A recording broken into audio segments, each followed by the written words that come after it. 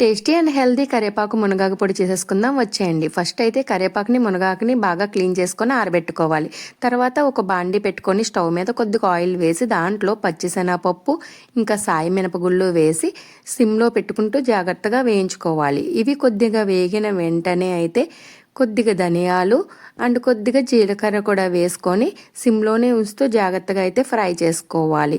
ఇవి ఇలా వేగుతూ ఉండగా అయితే మనకి కారం ఎంత కావాలో అన్ని ఎండుమిరపకాయలు అంటే తక్కువ వేసుకునే వాళ్ళు ఉంటారు, ఎక్కువ వేసుకునే వాళ్ళు ఉంటారు.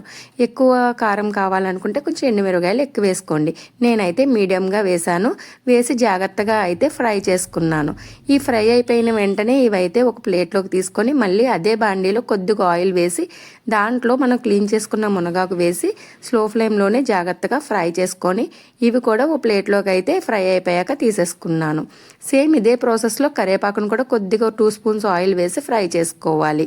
ఇవన్నీ మనం ఫ్రై చేసుకున్నవన్నీ మిక్సీ జార్లో వేసుకొని దీంట్లో కొద్దిగా సాల్ట్ అండ్ ఎల్లుల్లిపాయ వేసుకొని బాగా మిక్సీ పట్టుకుంటే అంతేనండి. ఇంకా టేస్టీ అండ్ హెల్తీ మునగాకు కరివేపాకు పొడి అయితే రెడీ అయిపోయింది. ఇది వేడి వేడి అన్నంలో కొంచెం పొడి వేసుకొని దాని మీద నెయ్యి వేసుకుంటే తింటే ఉందండి. మీరు కూడా ట్రై చేసేయండి మరి.